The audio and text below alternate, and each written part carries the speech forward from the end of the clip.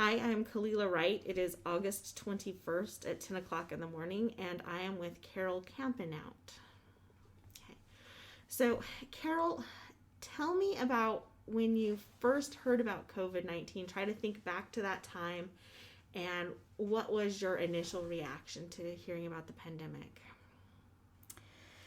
Well, I it was either January or February that I heard about someone in China that they were having some COVID cases, and it was troublesome, and then there were some people that came into the U.S., and there were more. And at the end of February, I had planned a trip to California to visit my father in Glendale, and my father is 93 years old. And I was also going to visit family in Salt Lake, because you fly to Lewiston to Salt Lake, and then you go Salt Lake to California, and so I made that trip, and hearing the radio and newspaper and stuff, things were really picking up, and it was really like, this is going to be a problem. But my dad was living is living in an assisted living center, and they were being very careful about stuff. People could still come visit, and and when I got back, it was gone for several weeks, and when I got back, it was the Sunday beginning spring break for Moscow High and University of Idaho. And they closed, they said, okay, kids aren't coming back for a while, things are going to, and then everything kind of started closing down. I'm a member of the Church of Jesus Christ of Latter-day Saints, and our Stake Relief Society, that's the women's organization president, had sent out a request for, and that covers what, Pullman, Colfax, all the way to Beauville, Genesee, that our stake, and Potlatch. She was asking us to make masks for the hospitals for Pullman and Gritman. And I had just gotten back, and it was like, okay, so we need to make masks, because you couldn't get masks. All of a sudden, you couldn't get masks. And so I didn't have any fabric. Apparently, you couldn't get elastic anywhere. You couldn't, there was no elastic anywhere. And so I put out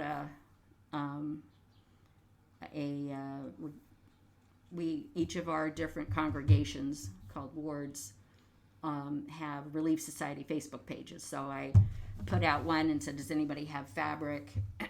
And I'm a stake, temple, and family history consultant. And so I was on all of the different 12 units on their Facebook pages to post things about family history and things like that. And so I'd gotten a message from a gal here in Moscow, and says, I have fabric for you. I have a bunch of fabric. And I said, okay, great.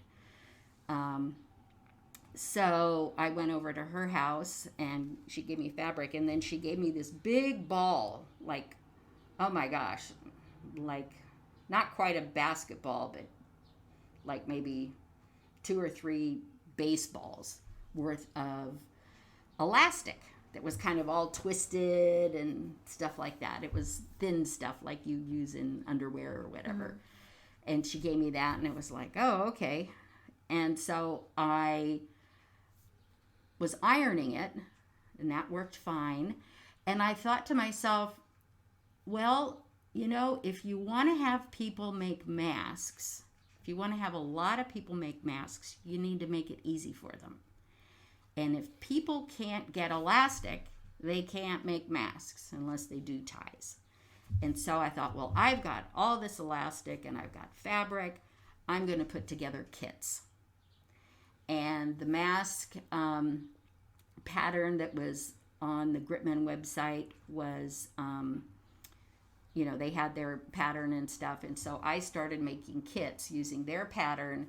And I had 5 masks to a kit. And it had the fabric, and it had the elastic, and I had a sheet of paper that had linked to instructions, because somebody had made a video on how to sew it. And I had nose wire. My neighbor downstairs, he would crimp all the nose wire and cut all the elastic that I needed. And so I started doing that. And I just put a post out on all the Facebook pages and said, I've got these kits. They're on my front porch. Come get them, and give the masks to Gritman. And so did that for about a month. As you can see, my living room is mask central. I've got all my kits in the other room, so my life has been masks since the middle of March. And then in April, I was contacted by a woman named Shoshana Turner, and she had started a Facebook page called Palouse Open Source COVID-19 Medical Supplies. And she was coordinating maker people that could make face shields. So so I have some face shields when people request. So this is a face shield, and you're welcome to. They have different kinds of face shields, but this is the Verk stand that. And so I'd like to have one of those so that I could add it to the collection at the Historical Society. Yeah, and I can give you some if you want to hand them out to people. But, so she was connecting with all these maker people from U of I, WSU, that, we also make, they were also making ear savers. Because sometimes things are, it hurts your ears. Yeah, or whatever. so are these done by 3D printers? Yes, they are. Oh, that is so neat. And so here is, here's some, there's different kinds of ear savers. And then there's a gal out of,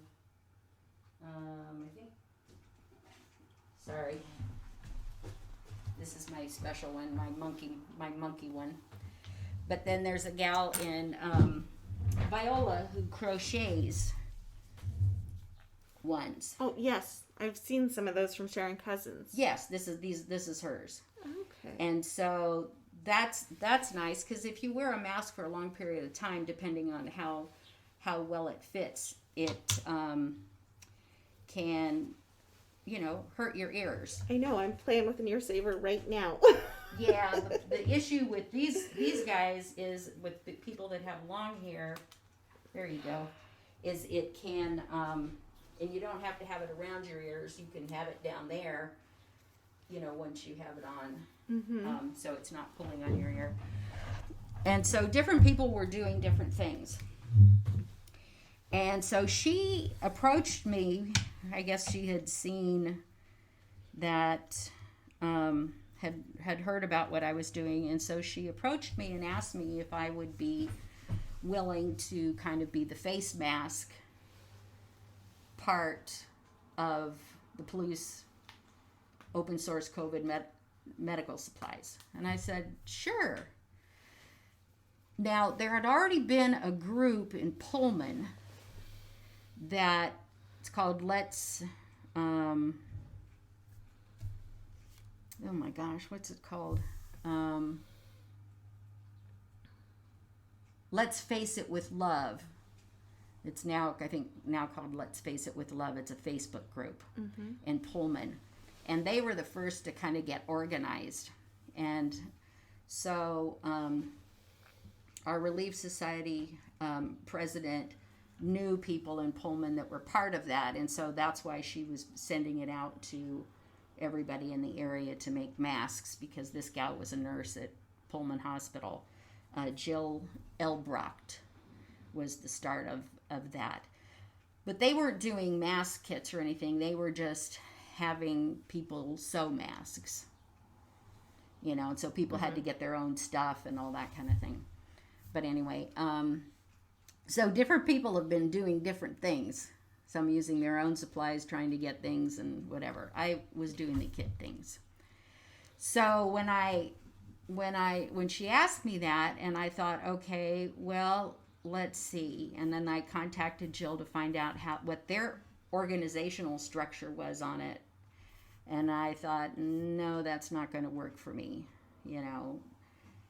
And so in our church, when we have events and people sign up to bring food or do different kinds of things, we're part of Family Promise of the Palouse. And are you familiar with that? Yeah, a little bit. Yeah. Yeah. So we make meals for people that are in that program. It's for homeless families, and so we do different things. So we use Sign Up Genius a lot, and so I thought, okay, I'm going to do a Sign Up Genius, and so I put it out there, and I had a gal that knew how to do that, organize it, and so I put that on all of the Facebook pages, and also on the Palouse COVID, Facebook page, and just because I needed people to donate fabric, so that was one of the sign-up things, and I needed people to cut fabric so we could put them in kits, and people to sew, and then people to cut nose wire and cut elastic, and then I would put everything together. And so this was middle of April that this kind of whole thing started going, and I look at my notebook. I'm an organized person. I was the business manager of the Latah County Library District. Oh. Okay. And I just retired a year and a half ago, and so that's why we get our mask at the library. Yeah. So anyway, so we provide them for the libraries. Anyway, and so I had my list of all my cutters who'd gotten stuff, and then my seamstresses, and what kits they had, and when they completed them, and different kinds of things like that. So that started mid-April, and then we keep track of. I turn in my how many masks were donated to Shoshana each week, and she put stuff on various Facebook pages to say if somebody needed PPE request form. That didn't start, I don't think, until, a couple of months ago. And when I started this, first of all, it was like, okay, well, I contacted the police department, the sheriff's department, the fire department, with the EMTs. I'd been in communication with Gritman because all of our masks have been going to Gritman, but I figured there's lots of people doing that, so let me check with these people to see what they needed. And they needed stuff. And so the masks, so for the fire department and EMTs, they were fine with any kind of fabric mask, they didn't care, whatever. So they got, obviously lots of girly fabric, and because most fabric is girly like. Anyway, and anyway, so the patterns have evolved. The Gritman mask. Anyway, it's a long story, but anyway, so and then I checked with the fire department. With the police department and the sheriff's department, and they needed to have masks that were black. Well, you couldn't get black fabric. I think I might have some. Well, we don't need any more right now. But one of my seamstresses said, well, my son is a policeman over in Yakima, and they have old uniforms. They have a stash of old uniforms. So ask if there's uniforms. And so I contacted, my person at the police department. I said, do you have old uniforms? Because we can use those and cut them up and make masks out of them. So we did. So the sheriff's department and the police department gave us old uniforms, and we made them masks. And the masks that we made them, because they have to wear N95s, and Gritman, their mask pattern was for N95s also. So they were a very big, very, very big mask to cover the N95. And they were like huge. And we discovered that why Gritman was asking from them to be so big is because the fire department would wash their masks for Gritman. And the fire department, because of all of the chemicals and everything that they use and all that stuff, they have these machines that use all kinds of chemicals and super, super hot water, and so masks were shrinking. Oh, okay. Okay. So, the police department, fire department, normal people don't need that kind. So we changed our masks, and I actually, I met with the guy from the police department, and he brought me an N95, and so our mask now looks like this, and so an N95 fits right in there. And we also had, on our original mask, they had pockets like for filters. Mm-hmm. But if you're wearing an N95, you don't need a pocket for a filter. And the other thing is that because the N95 is on your face, and then this would just go over it. So we called it our cover mask. And so this is a mask that's, bigger, wide, longer from ear to ear than the pleated. So guys this works out well for guys, and also anybody can wear this, that kind of thing.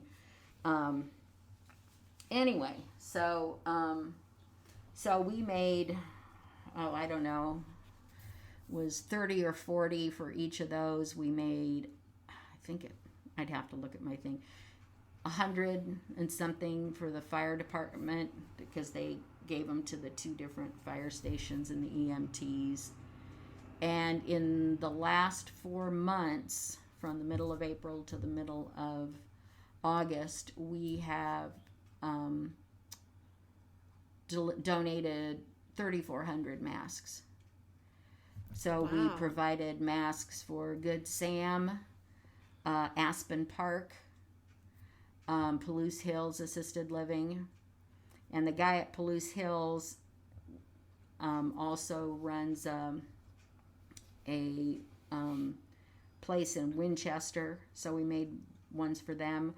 They had they had a deaf resident, and so deaf people read lips. Well, if you can't see the lips, so we special made masks, window masks, for, here's these, and then here's kind of a different, anyway, so we made window masks for people that are working, there's a lot of people that need window masks, like we've been talking to the school district, because if there are hard of hearing children or special ed kids or English as a second language or reading, where they need to kind of work with the kids, say, well, this is how you do it, these things. So Troy School has gotten some of these. Moscow School District ah, um, they needed like 200 window masks. And, you know, when they had met in their committees to figure out what the needs were for all of the schools, because there's like 2,400 kids in Moscow School District. And then there's all the teachers.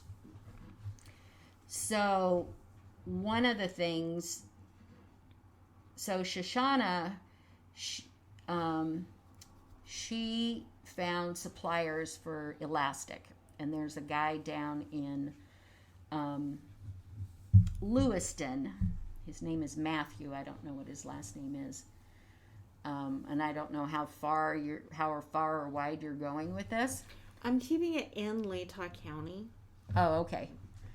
Anyway, he had a tactical gear business, and he had people sewing through multiple states, seamstresses and stuff like that, to sew the various kinds of, clothing and whatever. And when COVID hit, he switched everything over to face masks. And so he was our supplier for elastic. So Shoshana was able to get us all the plastic that we needed. So we get these 288 yards rolls of elastic. Okay. So elastic is not a problem anymore. And so he is coming out with a clear mask. So the school district has gotten in touch with him to make arrangements to get those masks from him, because that's just more than what we can do. I think the last, things for the first 2.5 months, maybe 3 months, it was pretty intense. I looked at my weekly totals, hundreds and hundreds of masks, so I had gobs of people cutting fabric and people sewing, and I mean, it was pretty intense. I can show you pictures of my front porch with all the bags going out to the people to sew and all that kind of stuff. It was pretty intense. I mean, I'm retired, but when this whole thing started, I was working over 12 hours a day, just putting together the logistics of everything. I'd get the fabric in, and I'd get fabric out to people to cut. I'd get the things in, then I'd put the kits together, and then I'd get the kits out to people, and then I'd be coordinating with who needs what. We've had different businesses, small businesses, doctors' offices, and things like that have needed masks. And anyway, so it was pretty intense. And so the last 6 weeks, 8 weeks have slowed down a bit. I think a lot of people are maybe really tired. Burned out.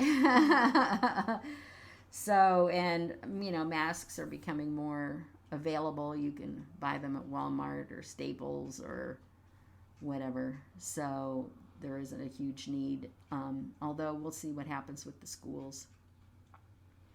One of my seamstresses did a special project for Paradise Creek Regional High School. That's the alternative high school here in Moscow. My granddaughter was living with me and finished up school there. And so anyway, they wanted to have masks for all their kids. So we did a special project making masks for them, for their staff and kids. So anyway, it's been a pretty wild ride, Mr. Toad's wild ride. Well, I know it's spread quite a ways. On the Potlatch Community Facebook, I saw a plea for fabric and was able to donate that way. So are you working with mask makers in Potlatch as well? Yes. One of the things, for me, being the business manager of the library district, I I look at things as Latah County. Latah County. I don't look at, Moscow, we're making masks for Moscow. And so one of the things that I attempted to do, and mostly did, was find a coordinator in each of the towns who would find people in the town to make masks so that the town could be covered. Mm-hmm. So we have a coordinator in Potlatch, and and whether they do it the way I did it or not, that's totally up to them. Doesn't matter. But Potlatch, in fact, Donna Quiring. Oh, I know Donna. Yeah. So she just retired completely. And so the gal who had been doing it, Heidi Davis, I think her name was Heidi Davis. She had been the coordinator in Potlatch, and she was like not working. So she had time to do that kind of thing, and then she had to go back to work. She works for Potlatch. And so then I asked Donna if she would take over, but the Potlatch group, they just take masks to the local pharmacy, so people can get masks at the local pharmacy. And Donna is communicating with the schools to find out what the schools' needs are going to be and stuff like that. I don't have a coordinator in Troy, but you were here when I was talking to the sister missionaries. So I've got 2 sister missionaries from our church that I send kits to, and they make masks to give to the Troy library. And we have a gal in Deary who is a coordinator out there, and that covers Deary and Beauville. We don't have anybody at the Julietta, but Genesee, we have a coordinator down there, Carol Bennett, and the library branch manager, Connie Sobchak. She makes sure that the Julietta Library has whatever masks they need, because there's a lot of quilters that have really answered the call, and so they make gobs of things. There was a young man, I think high school graduate. His name's Jared Ketchison, and he loved cutting masks.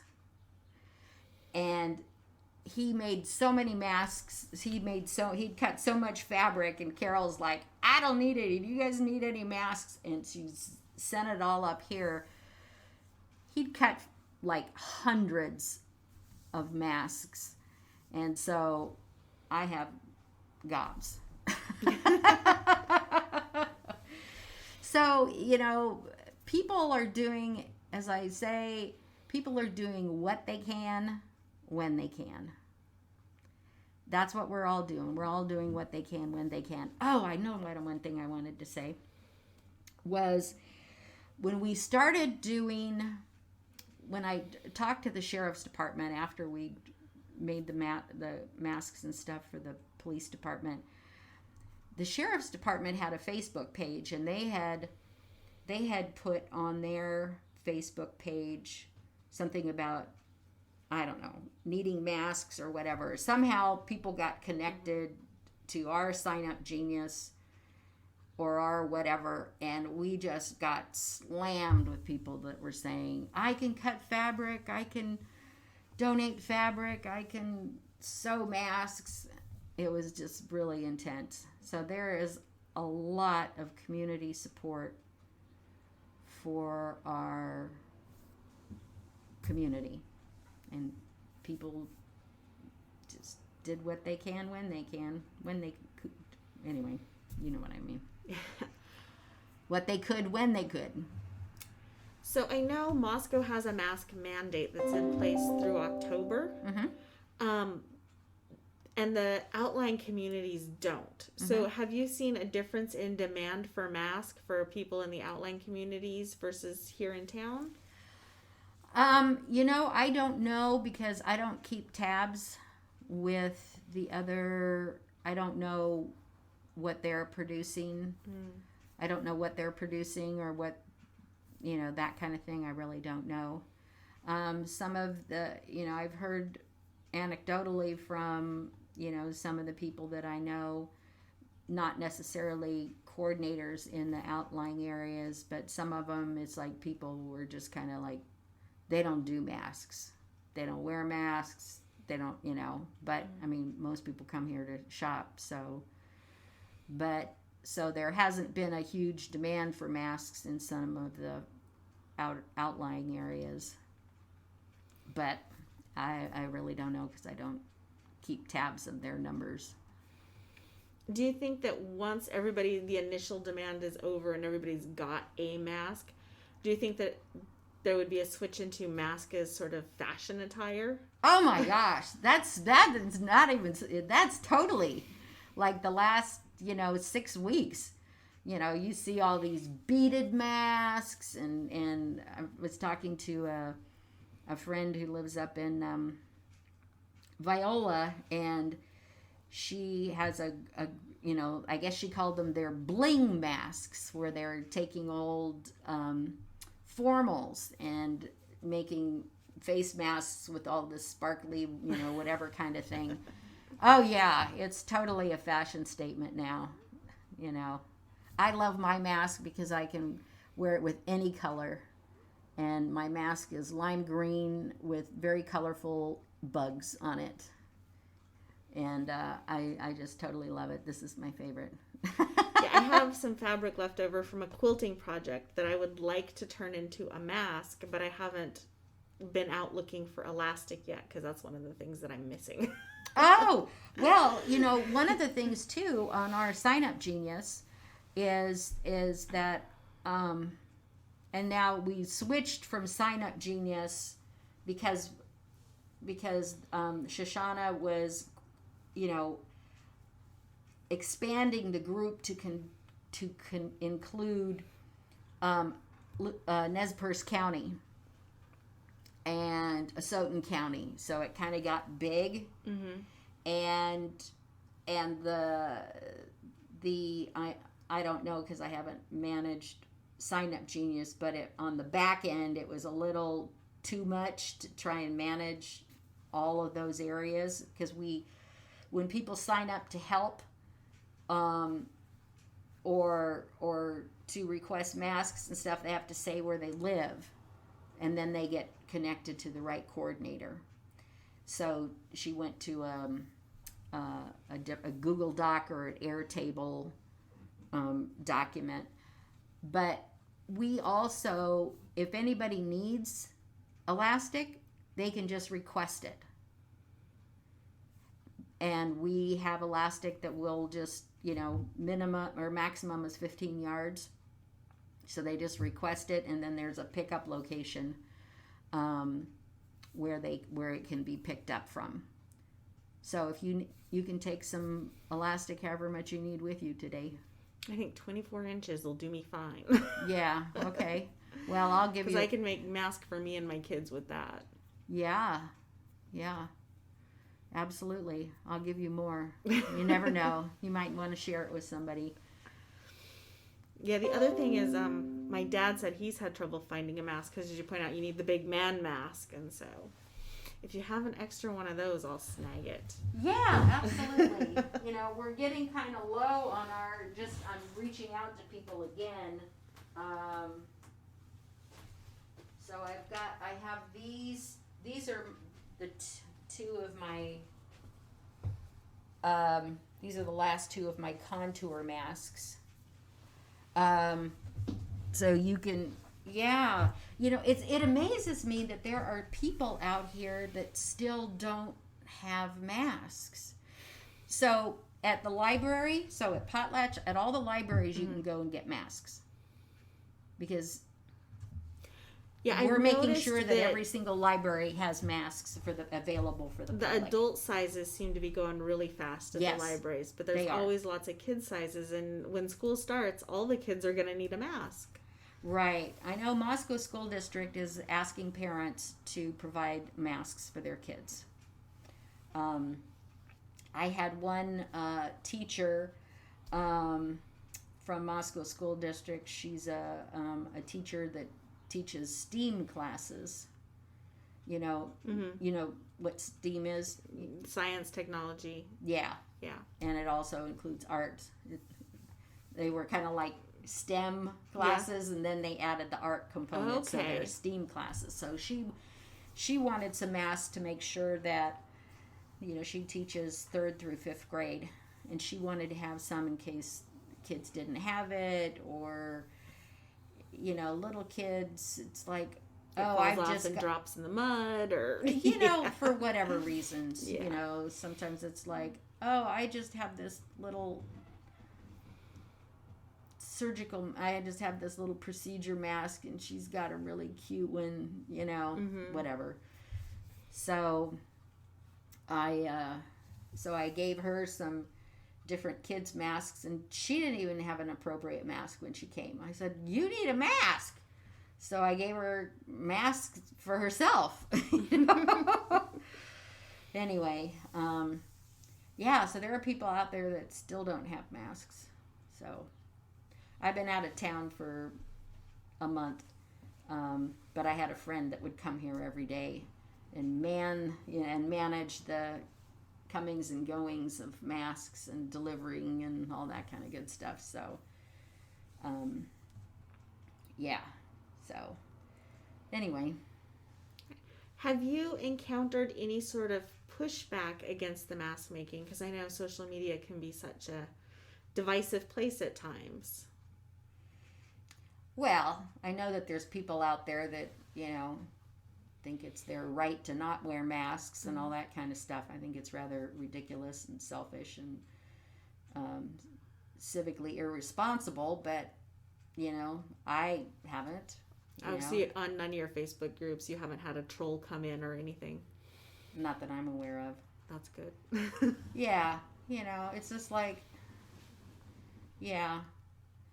there's just a lot of politicization of everything. It's just, it's so distressing what's happening in our country. It really is. This whole COVID thing could have been handled in such a way that we could be in much better shape than we are. And it's really unconscionable what's happened in our country. Do you know anybody who has tested positive for COVID? Personally? Mm-hmm. No, I don't know anybody that's tested positive. I do know I know of people that have, but I don't know any personally. I know a family who had gotten very, very sick, but they weren't testing back in those days. And, honestly, and then they've never gone to see if they did have it. I do know of a husband and wife where the husband got really, really, really sick, and it was supposedly double pneumonia. Mm-hmm. Excuse me, but that's COVID, But I can understand people don't want to say, or who knows, whatever. That was, a few months ago, and, and the testing has been not handled wisely, and even now, there's not a lot of testing available. I mean, anyway, so, yep, I'm concerned with all of the college students coming back into town. Because they do not social distance when they're not in class. I mean, classes haven't even started. And I go to the store once a week, maybe. I just stay away from everything. And but I've heard of students, groups, no masks, no social distancing, downtown Moscow, all over, and they're just being totally irresponsible. And people that are asymptomatic can still spread, and children can be asymptomatic and they can still spread. So Moscow shut down really early. We were among the first in the state to shut down and send all the students away. So does it surprise you that they're going to live face-to-face classes this fall? Well, that's a university decision, and I think that I can silence this thing. I think that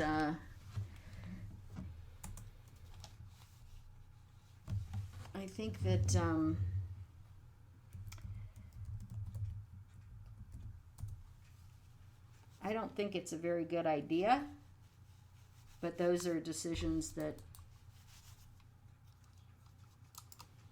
somebody else makes. Mm-hmm. And I think one of the things too is that this bugger's not working. Let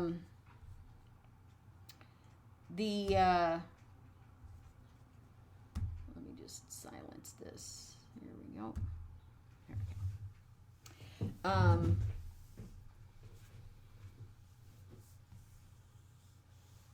Schools, public schools, because I used to work for a public school, for a charter school. Public schools get their money based on attendance. And so I'm not quite sure how our state is dealing with that with the different schools. A lot there's concerns about that. You still need teachers. It's a very complex situation. I don't know how it goes with the university. Maybe they're just gonna okay, well, let's see if we can do it. Let's see if we can have in-person classes and see if we can be safe and not have big COVID outbreaks. I don't know. We'll see. I know in Mm-hmm. Oh, go ahead. Well, I was going to say, if students really were, and I've read some of the things that President Green has said, and, oh, yes, students are supposed to do this and students are supposed to do that. But you know what? That age demographic, a lot of them are irresponsible. It's like, well, if I did get it, I'm young and I'm healthy and da-da-da, and they just have very little concern for people outside of themselves. Well, what about, fine, you could get it, you may not get sick very well, or you may not even know that you have it, but you're out infecting other people. Older people, younger people that, go home, that are in the store with, it's just, so that's the part that I, if students would be responsible and wear masks and social distance, that would be one thing. But I'm very concerned that they're not, and that this is going to be a big problem. Okay. And I do talk a lot. See, I told you once we got started, it would just go.